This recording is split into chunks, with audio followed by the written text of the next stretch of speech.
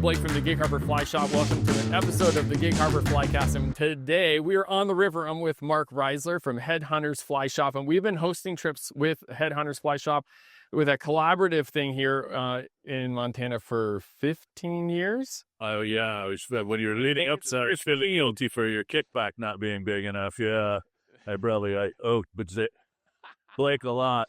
Yes, it's been, I think, about 15 years. So, and we did a couple of years ago, maybe 3 years ago, we did an on the water podcast where we just like recorded while we were out fishing and talking. And the section that we had fished was above this. And we came down to this rock, and I remember hooking a fish, and we actually had to hit pause on the podcast so because we didn't want all of you on audio to just be like, okay, come on, I'm not here just to listen to you catch a fish. Yeah. And so that I remember that spot. And so we were just in that spot and throwing back upstream to like let that streamer fish and dig down deep into this like soft water. We got a beautiful fish out of there. So it was pretty cool. If you're on the audio, we have a camera set up. We have a little GoPro on an arm mounted off the drift boat. So if you want to watch this on YouTube, you can. But our plan is we're going to talk about fishing, and we'll fish at the same time. And hopefully we catch some fish. And so, yeah, we've been throwing streamers this morning. And I think what we should do is maybe limited success. Oh, yeah. Wait, look at the camera is like slipping down. Oh, my goodness. Don't let. Oh. Do you want a shiv? I think it's good there. It's good there. Is it moving? No. If we go up, should counterbalance a little bit, or we'll put that right on that. And then you can okay, there we go. So okay, camera adjusted. So we're going to talk about fishing a little bit. So one of the cool things about the Missouri River is that there's a lot of ways to catch a fish on this river. And so I think let's just talk through some of the different ways. And before we talk about preferences, let's talk through some different ways of catching fish, because, and some people have been here before, and I would imagine there's been a lot of people that have been here before and only caught fish one way.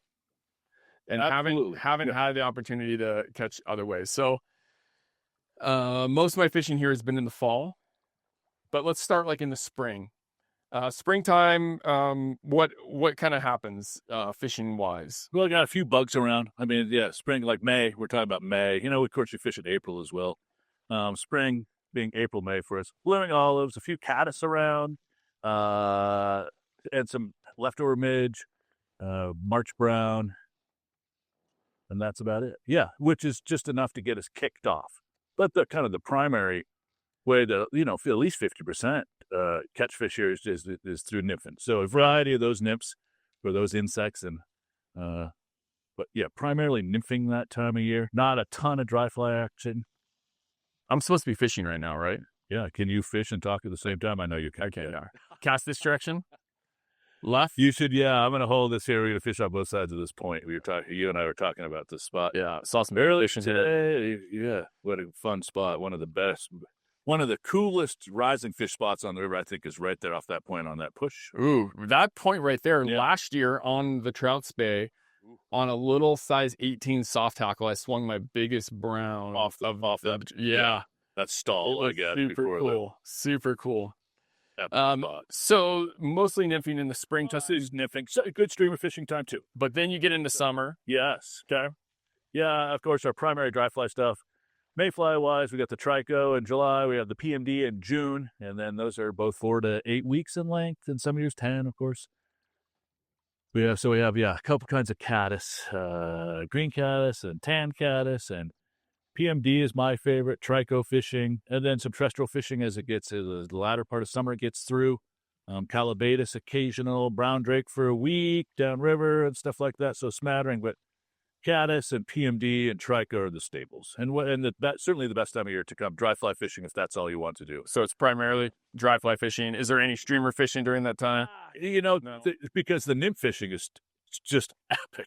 Dry fly fishing is good. Can you imagine when they have their mouths open even more often subsurface? Right. So just and you can streamer fish there. You know, you don't see your hardcore streamer guys, Right. and or even recreational streamer people here because the other two disciplines are so good. Yeah. Swinging a soft tackle on a two-hander, what you just mentioned, of course, very, very good. And that's kind of pre-weed in the water column, so that's kind of our last hurrah with it. Certainly with the trout spay or even streamer fishing until we get to this time of year because of the weed content in the water. So I did mass. So you have more streamer fishing in the, I'm asking a lot about streamers since that's just what we're doing right now. But springtime though, before those big hatches in the biggest brown trout come in the spring. Okay. Everybody thinks it's the fall, and that's not a misnomer. That is true on many freestones. You know, fall is a great time of year. We already love it, so we already feel better about things, and we just think the fish are bigger in the fall, and sometimes they are. But for us, May is when you catch those, you know, that just the fish of a lifetime. Okay. We don't have, you know, big whole beaverhead. There's, you know, bighorn even to some respect, and west side, you know, we don't have that, you know, 28 or 30 inch brown that is just so freaking big, or many over 25. We occasional 25, and about a 20-inch fish, of course, here is just great. We got a lot of those. Yeah. Okay, so then, you know, I've talked to some people. You know, I had a guy recently reach out, and he's like, "Hey, I saw some of your videos on YouTube. We're gonna go out to Montana and fish the Missouri, and we're gonna go in August." And I'm like, I mean, I haven't been here in August, but I've just heard, and I'm like, "You're my cousin. I know we shouldn't go. You should wait." So when does that transition in summer from like epic dry flies to, you know, that kind of late summer? Yeah, those dog days in summer, it gets, you know, freakishly hot here in water temperatures. Well, we've only closed twice due to high water temperatures, but we're in the high 60s, and the weed content again is starting to continue to increase, and just difficult fishing. Yeah, if people say, you know, I want to come to Missouri and go grasshopper fishing, like, you know, have you ever heard of the Madison or the Gallatin or the Jefferson or you know, there's so many other great Montana rivers or any of these smaller creeks, and if we have water, that are much better than grasshopper fishing than here. So August, we is our 7 of our top 8 months. It's number 7. The only one that would be lower would be March, and that's just because it's just too damn cold. Yeah. Yeah, no, you're right. You know, some years it's Labor Day. Some shoot on this you know, we fish on this day every year, Blake. And our best day ever with dry fly fishing was in that snow cold, blowing up, you know, sideways snow stuff. We just smashed them on the day. Just smashed them in there. So it's the same freaking week, and today it's 84 degrees and stale. Yeah. So who knows? But whenever that turns is when you've been here for both. You know, you've been here kind of pre-turn and post-turn, and that post-turn, the fall. There's no better place to be, I think, you know, than. So one of the cool things about that time is I just missed the line.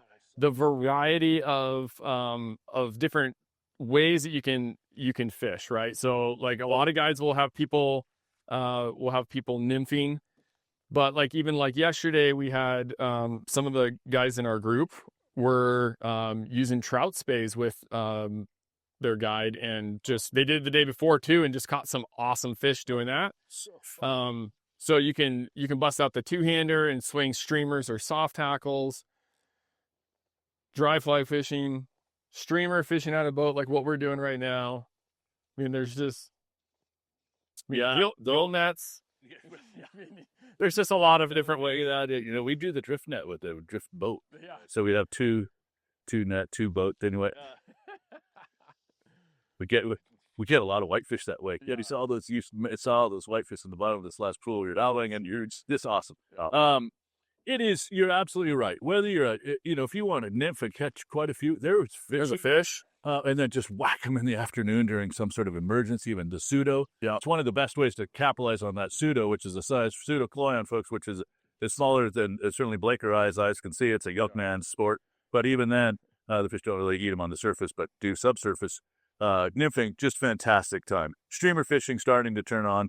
We just talked about. We've had days where you can keep the fish out of that, and then lots of days where no fish ever looked at the net or the boat or the fly or us. Or I want to point out that fish right there, it wasn't huge, so I just kind of shook it off. Yeah, that wasn't. I told you it was less than. I totally lost that fish. Oh, you did? Oh yeah. Streamer fishing can be great. It's shucks, fall, as we talked about it, it's a nice time here to be outside, and today is no different. Streamer fishing, swinging. You just talked about it. Boy, you could soft tackle swing at October caddis. Wet flies you're talking about on 1s, 2s, and 3s are what we're using here most primarily. And and right now, Scandia lines, of course, throughout the winter as the water temperature cools, we in the Skagit zone. But shucks, and these fish are laying in these deeper pools in this hot, low water situation that we're in now. A sinking leader, that you could put on your Scandia line would be just fine here. So you can achieve that depth, not with the Skagit system only, but with the Scandia and just understanding some of the intricacies and of the structure of our bottom and scraping over those with the appropriate fly could just be highly successful. So, fall is my favorite time of year. Other than the dry fly mania for a couple 6-8 weeks in the summer, the fall is it lasts much longer than that. Well, on the clipping. The company, yeah, that's right, absolutely. Let's talk about gear. Okay, I mean, we've been talking about a lot. Yes. Okay, so if someone's going to come out to the Missouri River, they want to bring their own stuff, and I mean, with guides, I've seen a mix of some guides have the best of the best in their boat. Some guides have especially by the time they get into the season and fall, it's like they're like 15-year-old Reddington rods or something. There's all levels of rods and guides' boats. I like to show up with my own stuff because I know it. I know what to expect. I know how to fish it. I know the feel, like all that kind of stuff. Huge. So huge. All-purpose rod. What's your favorite? Your one rod or 2 rods that would be the best all-rounder. I'd always start with a 6-weight. The 6-weights are so light. You put a new one in many people's hands, including mine, and go like 4, 5, or 6-weight. I'd 4-weight. So 6-weight all around. Number 2 would be my 5-weight. Commonly people I'd start with a 6-weight now. Okay. Throw a streamer. You can throw a nymph. Yeah. You can throw a dry fly. Yeah. And then just match lines appropriately for that rod. And reputable fly shops like Gig Harbor Fly Shop. Yeah. And GigHarborFlyShop.com. It's .com. Right? .com. Yeah. So you think having a 6-weight, maybe with a couple spare That's spools? what I would do, yeah. Yeah. Okay. Yeah. Or even a couple reels and a spare spool, but spare spools, of course. Yeah. Yeah. Okay, and then you can do anything. Yeah. So like a 6-weight, like any particular stick in. I would choose that. Certainly, at whatever level in fly fishing, fast rods have their applications, and a fast one where you can just set the hook very quickly on the nymph deal. The fast rod has your tip flex stuff, really good for throwing tight loops with your dry fly. Fast, just drop your rod tip more when you're casting it with the streamer and you won't tangle it. Yeah. Usually tighter loop on that. Just the tip bending, tip flex, I guess, is a modern term for that. So, I would get a all-around I'd get a faster action. Yeah. I would. I'd get a faster action. So that's what I got right here, and that's a 9-foot 6-weight Sage R8. Yeah. And we've been throwing streamers with that the last 3 days, and I love that rod. I think it's. I have the exact same as one of my boat rods. Is that And we have it matched up with the Rio streamer tip line that has the 10-foot intermediate tip. Our number 1 selling streamer line. Yeah. So but really a fall line though, right? Like in spring, you would just throw that in spring, but shucks, yeah. Maybe if I had one streamer line, it'd be an intermediate tip. Yeah. Okay. Then I would go from on there. Today we're throwing a intermediate 3.5, so sink 3, sink 5. And it's a Rio Predator line. It's a Rio Predator, which is great. And I'm just new to it, and so is Blake here. Is a skittering caddis. Oh, you saw him? Running down, it's right across your line. He's right over the center there. Okay. Not the October, like a fall, like Brachiocentrus or something. It's so cool that with modern lines, you can achieve the depth without getting a super heavy fly that whacks you in the head and almost knocks you out. Right. Which I'm Wait going the to line, not the fly. Yeah, such cool products where you can dictate the depth with your fly line. Yeah. Modern lines are just so cool and so much better than they were even 20 years ago when we were younger in this deal, and 40 years ago when we got in. And shucks, there was 3 or 4 choices. Not Right. Well, and I think when we look at fly lines over the last 20 years, I think when we recognize the development of them, I think most of us think about the growth and development around spay, but with just trout fishing, it really is a total game changer. Like if you haven't bought a new fly line in 15 years or something like that, yeah, you're do yourself a favor and just go pick up a new line. Like it'll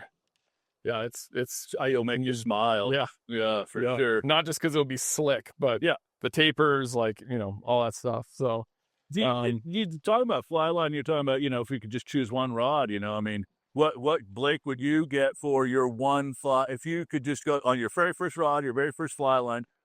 We've talked about the rod. We like it zippy, pretty zippy, powerful. Yeah. Fly rod. What would be the line that you would choose if you could just your very first line? I think knowing what you know now. Yeah, that Rio Gold XP. Ooh, I think that would probably be the one, just because it's pretty versatile. That's it. Yeah, I hadn't. That is a big grab. But I mean, the XP has been a very good seller for us as well. People have been liking that 1.3 weight. Right. Yeah. Really good for short casts. Really good for medium casts. Carry a light streamer.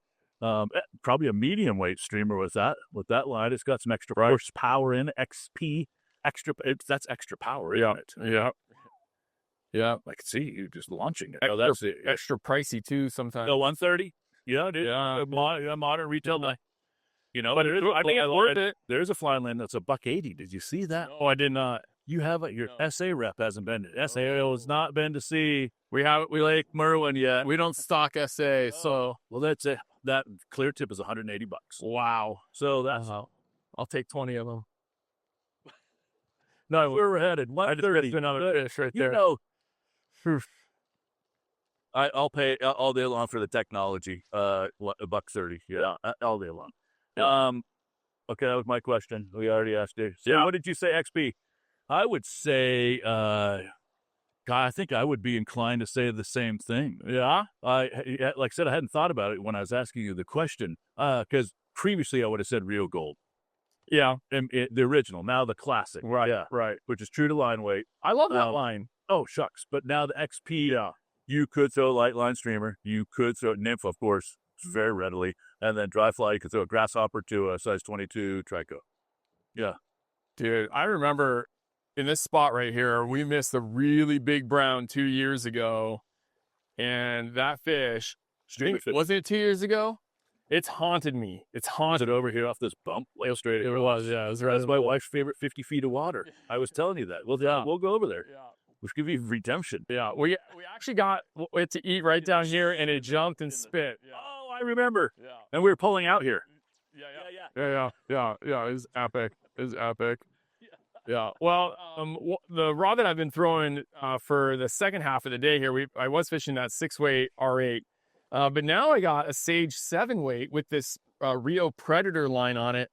And I'm telling you, man, this Predator line is something else. When I get back to Gig Harbor, I'm going to be grabbing a couple of these lines to go experiment fishing Puget Sound waves, because I think the slightly longer head, I feel like the head's longer than the outbound short. I want to verify and look. I just need to look at the box, but I feel like it might be 5 feet longer.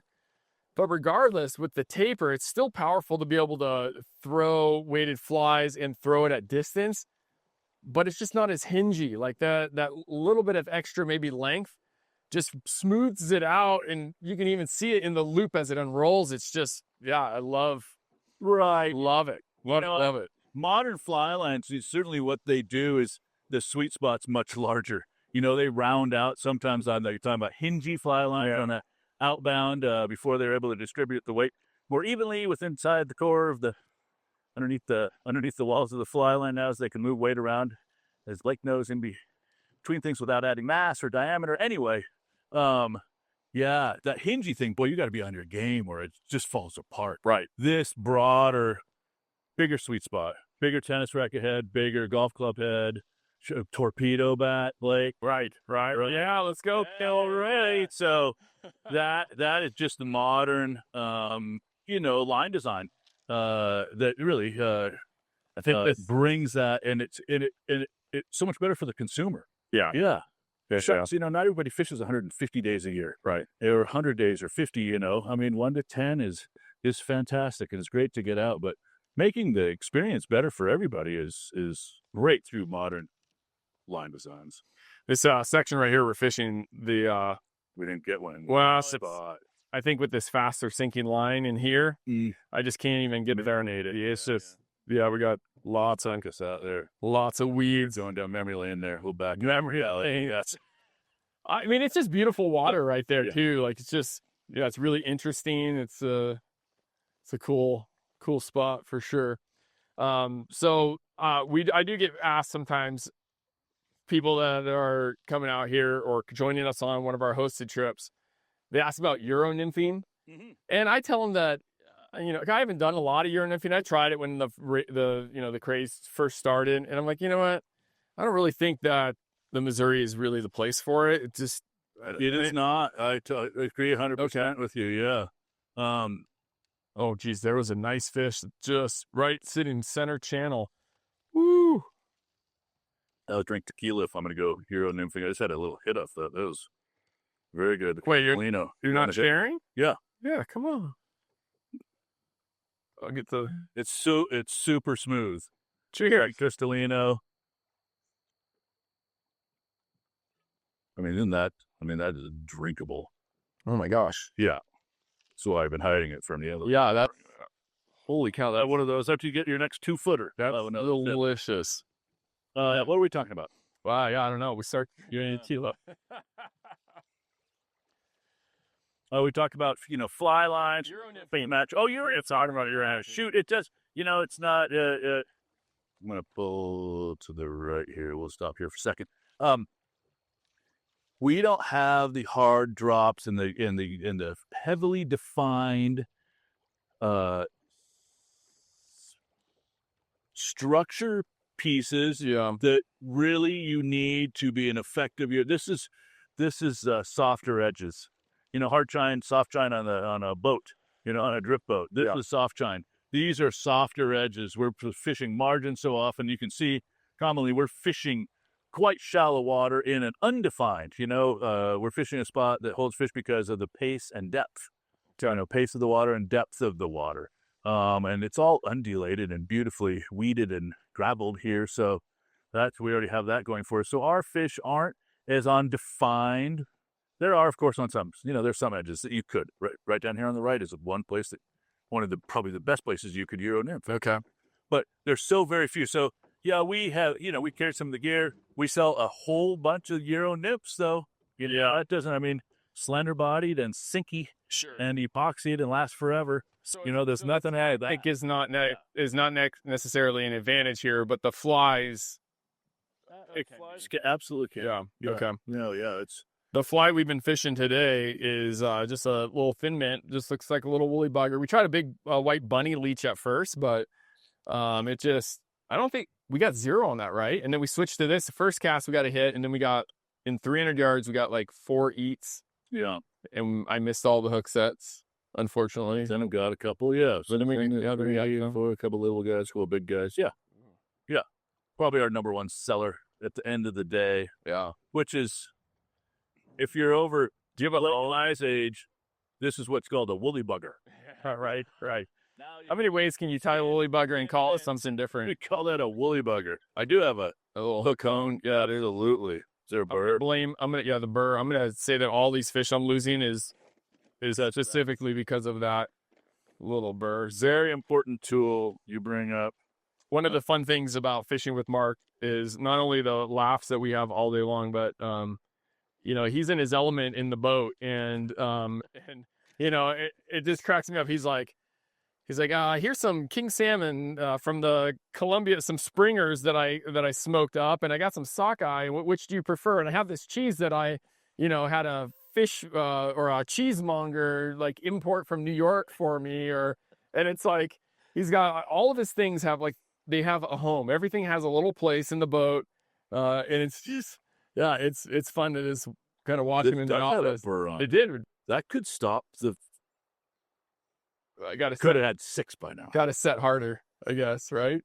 It's a pretty big burr. Yeah, it's pretty big. Holy cow! I'm sure it was from hitting a rock on my back cast or something.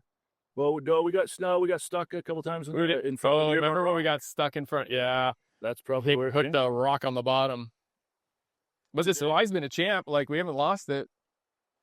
Today we're having crab cakes is what we're really having for lunch. Yeah, lump crab cakes. Yeah. So the salmon was just the morning breakfast. Morning. Yeah, that was just. Oh my gosh! Take the edge off if you had too many last night. That's pretty funny. Yeah, I think it's bent a little bit too, Blake. Really? Oh my goodness! That rock. I should have checked it earlier. I mean, just a touch. I just went Atlantic salmon fishing for a spell with my father, and I'm a practicer. I love practicing casting, and just like the art of casting, I like practice casting, and for 10 minutes at a time, I try to get as many times a week as I can. Yeah. Or be a practice caster in the garage.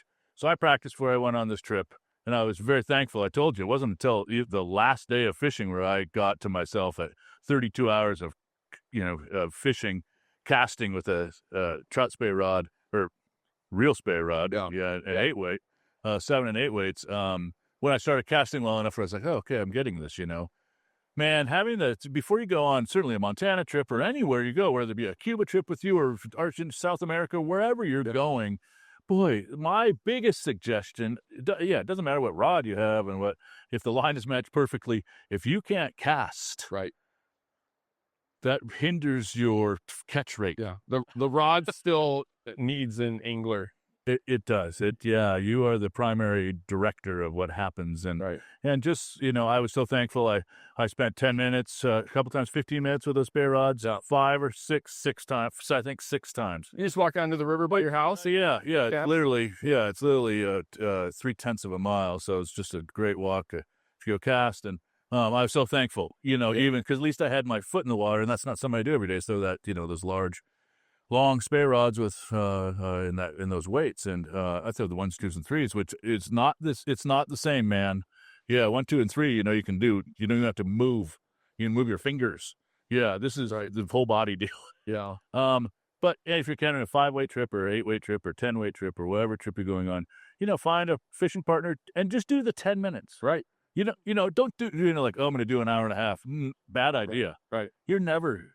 Even your years of the single angler or streamer fishing, we're not casting for 8 hours, So recognize that and just capitalize that and spend a little bit of time before you get there. I remember we were going to Christmas Island a few years back, and I had 2 anglers that had never done a saltwater trip before, and they're like, "Dude, this is 6 days of saltwater fishing." They were rightfully concerned about their casting ability. Because they were definitely newer anglers, but instead of just going into it, like they're like, "Hey, can we just get together and work on casting?" Like, and I kind of walked them through the scenario of like what the fishing's gonna be like, how you hold, not just like working on the loop formation, which we did, but even holding the fly, how much line is out of the rod tip, super important when the guide points out the fish. And there's the starting position. You gotta, you don't start with 30 feet of line in front of you on the water that you can just pull off the water and make a cast. Like there's a lot that happens before that first back cast ever starts. And they had an incredible trip. They caught all sorts of fish. They were practicing on their own. They'd get together with me and we'd work on it. And it's huge. And they went from, I would say, from like a beginner level to like maybe even an intermediate or like early intermediate level in the span of 4 months. And that was just with practice. And if they hadn't done that, it would have taken 5 or 6 years of just fishing and not practicing to get to that level that they were able to get to with just a little bit of intentionality. I took a golf lesson, a couple at Top Golf. I only Top Golf. Yeah, I don't golf, but I love to Top Golf, and I can hit it straight now. I can only hit about 180 because I stopped the club. And a guy says, "What do you do for a living?" I said, "I'm a kind of casting instructor." I was like, "You have to stop it. I've trained my whole life." I say, "I'm comfortable." He's like, "I've never seen anybody do that. You don't, just let it go." I was like, "I can't." So anyway, but he said, "Hey man, you want to get better at golf? Go to the pawn shop and buy whatever club. Give me your cheapest club, and just when you're on the couch, just have the club in your hand. Yeah. You're watching football, you're watching golf, whatever, watching casting videos. Yeah. Have the club in your hand. Just become familiar with the tool. Yeah.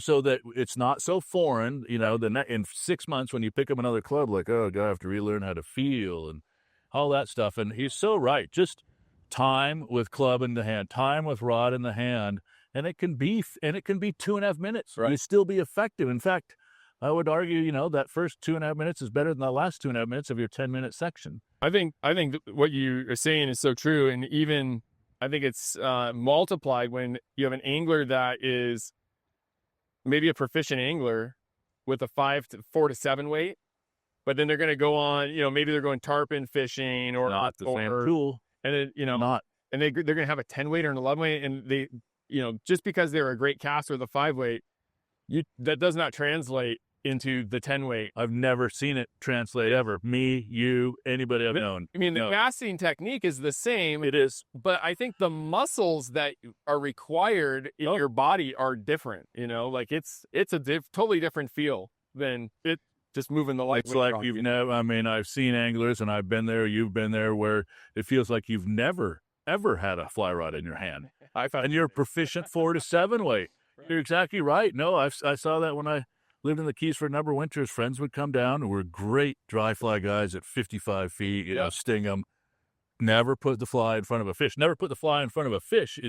And that's humbling. And don't spend your whole 5-day charter trip learning how to cast a pen. Right, yeah. Shucks, cut that down. Well, you want to fish. Yeah. You want to, yeah. To go back to like full circle to where we started with, you pretty much will only take clients at this point in your career that want to fish dry flies or streamers. No more nymphing. I've been thinking about, I do not have a lot of trout fishing experience. Like I've done a lot of saltwater and steelhead, and this is like, it's fairly new to me, compared to a lot of other people. But for me, I've had some slow fishing the last 3 days, but I won't nymph. I just want to, I'm fine with other people doing it. But for me, I'm just like, it doesn't scratch an itch, for me. So, what are your thoughts on that? Because you held in there a lot longer with, running nymphs and stuff like that. Like 22 years of guiding full time. Yeah, here. My favorite part of guiding is dipping the net in the water. I mean, what fun is that? And being excited, you're right with the guys. I didn't catch it, but I got it in the net. Right. So as you know, as a guide as well, you share in that excitement. No, I can only fish with people who want to learn. I can't. I was a full-time ski instructor for 13 years as well, or 11. 11, it's been a while. It's one of those numbers. And I can only, and the dry fly guys we continue to push, it never gets too easy. It does for a few minutes at a time, and you really think you got to figure it out, but then of course it slaps you in the face and you recognize it's not you.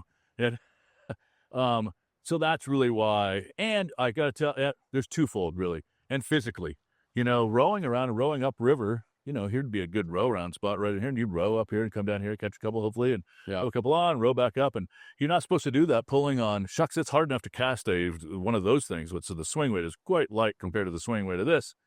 I'm trying to keep this in control, so that ruins your body. So I can't do it physically anymore. Oh, I can do it for one day. Yeah.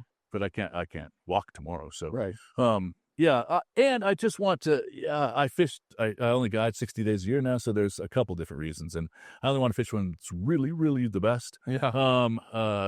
But October, I love this month, September, October, love it. Yeah. I think that's the evolution of you have to be able, and here's my whole thing is, as a fishing guide, I think if you want to do this if you're not a trust funder and you have to do this till you're dead, boy, you better be developing and going along the journey with your guest so that you and your guests can be enjoying each other's company 20 and 25, 30 years down the road with you.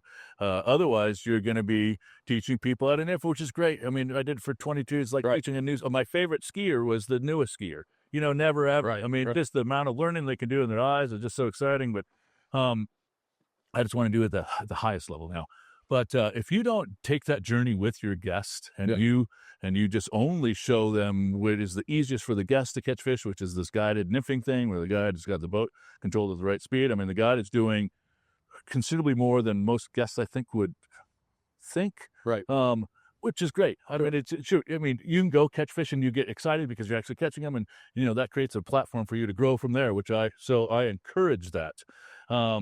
But if you don't teach them along the way as you're learning about dry fly, about streamer, about swinging, about anything without an indicator and runs and spotting fish and doing all these other things other than just drift fishing, boy, I think that's a pretty short-term lifespan for your guest, and that's pretty short-sighted as a fishing guide. So I have been fortunate enough to have enough people around me, guests, that we can take this journey together, and I'm still with 60 days of them, and it's been great. I think when I see an angler making a beautiful cast, whether they're throwing a streamer or a dry fly, or a popper, or it doesn't matter, saltwater, freshwater.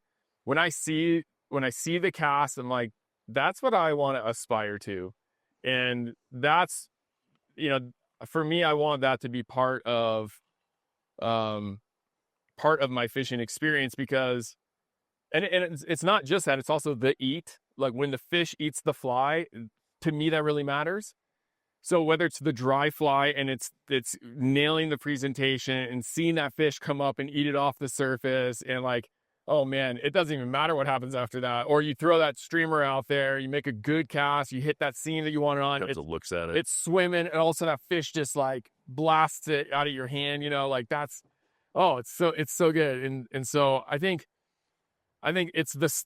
I mean, for me, I don't need to just catch a bunch of fish and feel the wiggle, because I've caught lots of fish. Right.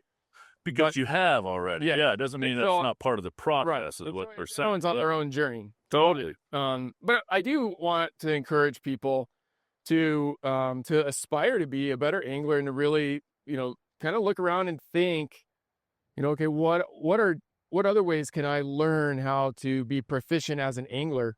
And how can I, catch fish doing something different that might be more challenging, but because of the challenge, it might end up being more rewarding. Multi-sport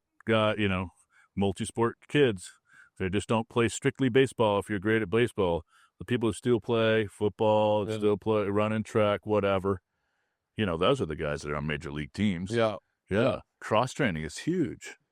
Yeah, and it's the same here. It's certainly learned. You know what we don't often talk about, but the reason I know where every single fish that will rise on the river is because of my tenure, but also because, and streamer fishing, all the structures, where you have to put your bug and stuff, is because through nymphing. Yeah. It is, which is crazy to think about. I wouldn't have guessed that, but because you spend so much time nymphing here on the river and discovering every single wrinkle and undulation and drop off and current change and seam and whatever, and which insects live and which runs and all that kind of stuff, which you learn through nymphing, makes you become a far better. You're looking at the water entirely differently, because now you're looking at, if you're just a dry fly fisherman or a streamer fisherman, and before I became a nympher, I was both of those things here. I'd never really nymphed before I started guiding, and also I didn't know you could catch that many fish in one day, ever. Right. Yeah. I mean, 5 on a streamer, I was just like, I'm a stud. I'll buy for everybody. Yeah. But so through nymphing is where I learned about everything below the top 2 inches. And that's how I learned about steelhead fishing, right? The guys that fished either indicators or fished conventional tackle. Totally. And then they switch to spay casting. They know where the fish are at, so they know what their fly's doing in the water, and they're trying to get it to the spot. If you just get into spay casting, you're just like, I'm going to go catch a steelhead. It's like, whoa, that's hard to do on your own, so yeah. Totally right. That's funny. Well-rounded is the game. Why not throw a streamer? It's fun to throw a streamer. I think the streamer take is the best, or whether it be steelhead or whatever, that take is the best 1 second in fly fishing. Yeah. I mean, boiled down to that one, that electric, that jolt, the voltage that goes through your body, up your arm, head. Oh yeah. The second best second in fly fishing is when you have like just a quality fish in your hands, and when you let that fish go and you see it swim off, huge. That the tail taken off like that, that's number 2. It's the beginning and the end for sure. Yeah, sure. I love that. I love it. I get super pumped. I thought of that way. I will never forget. I always stare and I linger. I just it's a moment. Yeah, it's so cool. The my last client in July, last Friday in July is Paul Sidaway. he comes in the fall now too, and this last fall he came, maybe 2 falls ago. Anyway, so he comes up in the morning and said, "How's the fishing?" And we were in early November, and I said, not too advanced. I said, but there's moments out there, every day. And he's walked about halfway back to his car, and he turned back to me. He said, "Isn't that all we're looking for? It's just like a few moments." So I thought it was pretty profound. So I've been using that as a theme and giving, of course, Paul credit. But that's all we're after here, really, is just a few moments of. So 99.9% of fishing is not catching, right? Right. It's just the smallest. Yeah. That's big fun. Well, what do you think? Let me go. Get back after it and go get one? You don't have to talk us into talking more. We can do that. Okay. And thanks for joining us today on the Gig Harbor Flycast. Mark, thanks for fishing with me today. It's we're halfway through the day and it's already been just an absolute blast. And so check out headhuntersflyshop.com if you want to book a trip on the Missouri River, or check out gigharborflyshop.com if you want to check out our hosted trip that we do over here. You can always post comments down below on the video, or reach out to us by email or whatever through the audio. And we're happy to chat with you and would love to answer any questions about you joining us on a trip out here. We'd love to share this really cool fishery and experience with you. Thanks.